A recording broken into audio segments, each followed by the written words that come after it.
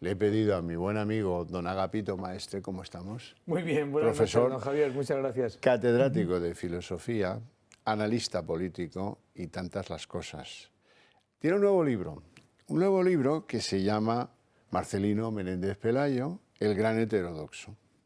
Por ahí hay un guiño ahí, ya saben, por aquello de los heterodoxos españoles, ¿no? Bueno, si el libro nos da la oportunidad de hablar en televisión en los tiempos que corren de el gran heterodoxo, bendito sea. Ahí tiene la portada del libro, que nos ha dado el tiempo para poderla enseñar.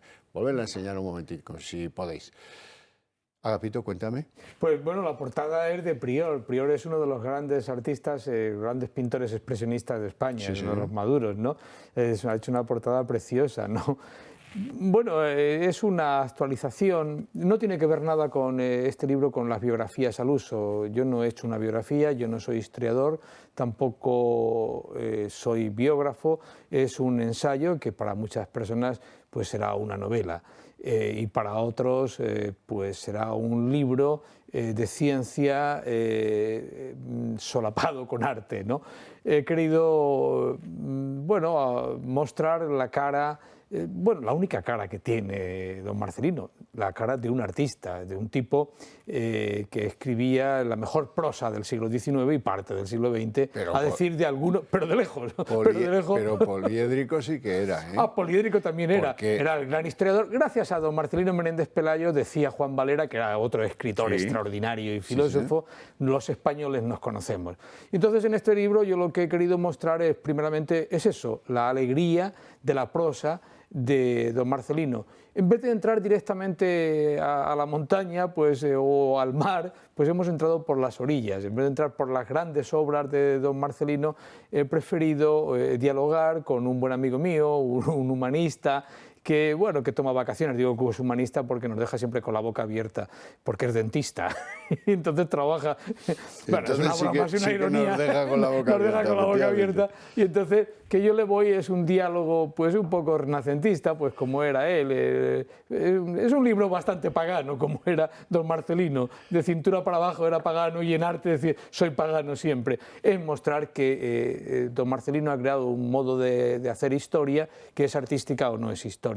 Un modo de hacer poesía, pero sobre todo un modo de escribir cualquier cosa. Da lo mismo que don Marcelino escriba en torno a la cultura de Cervantes, que conteste la lírica, bueno, la antología de poetas líricos castellanos sigue siendo la obra más extraordinaria que se ha escrito nunca. Simplemente la antología de la poesía de Hispanoamérica sigue siendo una obra portentosa. Ahí, sobre todo, no solo crítica literaria, bueno, es el inventor de la crítica, vamos a ser sinceros. Sí. ¿Qué es la crítica literaria? Pues decía don Marcelino, pues uno lee un libro y cuenta la impresión que le ha producido ese libro. Luego ya vendrá el análisis, luego ya vendrá la reflexión. O sea, don Marcelino, para España, él pone las grandes columnas de la cultura española en todos los ámbitos, no solamente en el literario, sino también en el filosófico. Bueno, la historia de las ideas estéticas pues es una obra prodigiosa, todavía hay capítulos de esa obra, pues el capítulo dedicado a los románticos franceses o alemanes que no ha sido superado, ¿no?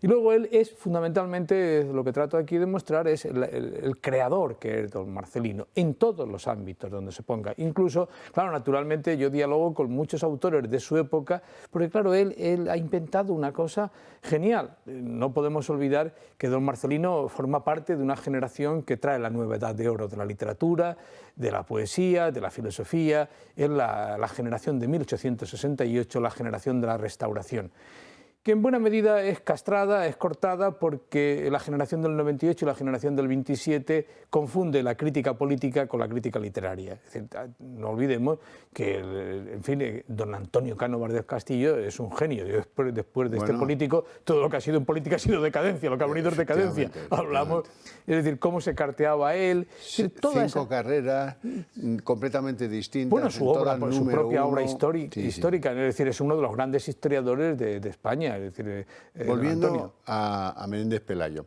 esa vocación, digamos, enciclopédica, ¿no? Por ejemplo, la ciencia española, os voy a contar quiénes somos en el mundo, ¿no? Sí. ¿Quiénes somos en el mundo? Es una maravilla porque era Google ya adelantado. Sí, exactamente. Entonces el hombre dice, que decís que no hemos hecho nada en España, pues voy a hacer, cuando él era jovencito, el libro de la polémica de la ciencia española, porque él despreciaba bastante a los escolásticos, por un lado, y a todos estos de la institución libre de enseñanza, que habían tenido una filosofía. El krausismo. El krausismo, pues básicamente escribían muy mal, o sea, y siguen escribiendo mal, ¿no? Los que siguen esta gente. Entonces, todo aquel que escribiera mal era terrible. Pero esto eran notas, el que hacía cuando era estudiante, pues empezó a coleccionar libros y libros y libros, es decir, qué había aportado España. Entonces, aunque hoy nos pueda parecer pues una obra bueno, pues exagerada, pues claro, mire usted, no se puede escribir, por ejemplo, toda esta nueva corriente que hay ahora para combatir la leyenda negra. Pues mire usted, el primero que la combate es don Marcelino. Es don Marcelino. Es más, aquí hay un capítulo que le dedica a usted, la leyenda negra. Don Marcelino y la leyenda negra. Sí, por ejemplo, ese capítulo es interesante también, creo yo, porque muchos no se han dado cuenta que sin la polémica de la ciencia o la historia de los heterodoxos, pues es imposible entender la crítica que hace don Marcelino a toda la filosofía esa de la historia, a esa ideología de la historia francesa que quiere ocultar nuestra propia historia, ¿no? Los franceses han sido terribles. Entonces hay mucha gente que incluso escribe libros contra la leyenda negra copiando la tesis de don Marcelino Menéndez Pelayo sin saber que lo están copiando. Don Marcelino, bueno, Julián Juderías era uno de sus grandes discípulos, que es el que no inventa el término leyenda negra, el que lo inventa realmente es doña Emilia Pardo Bazán. Pero bueno, en general, don Marcelino, insisto, gracias a la obra de don Marcelino, los españoles empezamos a conocerlo y él pone las bases de lo que es nuestra cultura. Desgraciadamente, pues don Marcelino está oculto, está silenciado, está masacrado, todo el mundo copia a don Marcelino. Pero lo importante, y lo que he querido señalar en esta obra, es que a mí me gustaría tener todo el tiempo del mundo para leer a don Marcelino, porque leerlo es la felicidad completa, es el placer. Y eso es lo más interesante. Claro, yo le llamo el gran heterodoxo porque él ha creado, naturalmente, la historia de los heterodoxos. Hay capítulos que es en realidad una historia también de los ortodoxos, pero él dice, cuando se mete con los ortodoxos, dice, bueno, pero eso que lo escriban otros, yo ya estoy escribiendo la de los heterodoxos. Ha sido tan genial que el concepto de heterodoxia que crea don Marcelino es el que utilizan los propios heterodoxos. Hay gente, todavía hoy, por ejemplo, pues el hombre todos los grandes críticos, o sea, esos que han seguido a don Américo Castro, porque claro, don Américo Castro no se puede entender, ni don Claudio Sánchez Albornoz, de toda la gran historiografía, pero incluso los críticos de don Marcelino pues dicen, todo lo que hemos aprendido es gracias a don Marcelino. Hay un catalán que usted conoce muy bien y que es premio Cervantes, ¿no? Bueno, el del conde don Julián, pues que dice, yo lo he aprendido todo de don Marcelino, se lo decía a mi amigo César, a nuestro amigo César Alonso de los Ríos, siempre he recordado, y me lo decía a mí, y lo dice en muchos casos, también lo dice él, ¿no? Es decir, don Marcelino tiene una obra prodigiosa, y yo he intentado también mostrar las manipulaciones que se han hecho de don Marcelino y sobre todo el rescate que hacen los grandes exiliados españoles. Rescato algunos que son importantes, cómo dialogan con él. Esto también es un apartado, yo creo que importante en el ámbito de la literatura, sobre todo en el ámbito de la crítica literaria. Y esto es lo que he intentado. La obra está construida, hay dos partes en la obra, que está abierta por uno de los grandes, el más grande, y uno de los, creo que el gran seguidor en Hispanoamérica, pues que ha sido Alfonso Reyes. Y Alfonso Reyes, entonces hablo con una cita de él y con otra cita de un premio Nobel también mexicano, que es Octavio Paz. Octavio Paz también, yo creo que tanto Alfonso Reyes como Octavio Paz han sido dos de los grandes autores que han conseguido captar la aportación a la crítica literaria, a la crítica filosófica que ha hecho don Marcelino Menéndez Pelayo. Porque en buena medida, pues los grandes discípulos de don Marcelino, como es Ramón Menéndez Pidal, se queda en la parte técnica, diríamos, de la crítica de don Marcelino. Es decir, de algún modo diríamos que se ha cargado lo más bello, es decir, la crítica como arte, la historia como arte, la filosofía como arte. Hay algunos autores, hay un catalán genial, él se formó también en Cataluña, con Milán y Fontanal, sí. Y él hablaba muy bien catalán, e incluso hace un discurso en catalán. Hablaba 8 lenguas, así sí, que aprender el catalán cosa, sí, le debió costar bien poca cosa. Muy poca cosa, él estudió allí. pero hay un filósofo al cual yo quiero mucho, y un filósofo falangista, ¿no?, que luego evoluciona, bueno, un gran filósofo, ¿no?, que muere en el 55, que es don Eugenio Eugenio d'Ors, ¿no? Pues ese sí que ha entendido muy bien, es uno de los grandes discípulos, uno de los grandes seguidores también de don Marcelino, es decir, en general toda la cultura española. Hay alguna tesis también fuerte, filosófica, no solamente literaria en este libro, pues fundamentalmente quizá la tesis más dura que yo muestro en este libro, pero de modo amable, de modo cariñoso, ¿no?, es con la generación del 98 y sobre todo con la generación del 27 y con una parte de la generación del 14. Desgraciadamente, don Marcelino muere muy joven, en 1912, muere, ¿no? Y entre el 12 y el 36 pues prácticamente no se dice nada de don Marcelino, se silencia, pero sí que hay un silencio a veces cómplice de uno de los grandes de la filosofía española, pero que no ha logrado entender la aportación de España al debate de culturas universales, al debate de culturas, y es la aportación literaria, la aportación humanística. O sea, Ortega no se dio cuenta de la importancia que tenía la gran literatura para pensar. Y creo que eso le llevó, pues lo voy a decir con un término así muy mexicano, a ningunear a don Marcelino, o sea, a silenciarlo. También hay motivos, quizá incluso freudianos. El padre de Ortega adoraba a Marcelino Menéndez Pelayo, era un gran hombre muy culto, y incluso la primera cátedra que le dan a Ortega se la da a don Marcelino. O sea, don Marcelino hace catedráticos hasta a Unamuno, que le dice a Valera, pero hombre, ¿cómo has hecho catedrático a Unamuno si no sabe griego? Dice, pero es el único que puede aprenderlo. Y le da la cátedra de griego, ¿no? Y entonces, bueno, hay incluso un motivo freudiano en Ortega muy interesante, pero yo creo que Ortega no se portó demasiado bien con don Marcelino y lo silenció. Con reconocerle la maestría. Claro, claro. Por ejemplo, yo creo que si eso, la razón histórica de Ortega, quien la ha practicado, quien la ha llevado hasta sus últimas consecuencias ha sido don Marcelino Menéndez Pelayo, ¿no? Y luego hay categorías, ya digo, que decía Dors, ¿no?, sobre la filosofía que hizo don Marcelino. Por ejemplo, don Marcelino muestra cómo en la lengua española es una lengua tan grandiosa que casi cuando uno lo lee dice, coño, gracias por haber nacido español y no bárbaro, ¿no? Porque gracias a la lengua, gracias al poderío de la literatura española, pues nosotros podemos hacer una mística. Por ejemplo, él dice una cosa, es decir, no hay posibilidad, la mística española tiene un fundamento filosófico. Es más, él estudia como toda la filosofía popular española del 16, del 17, es filosofía neoplatónica.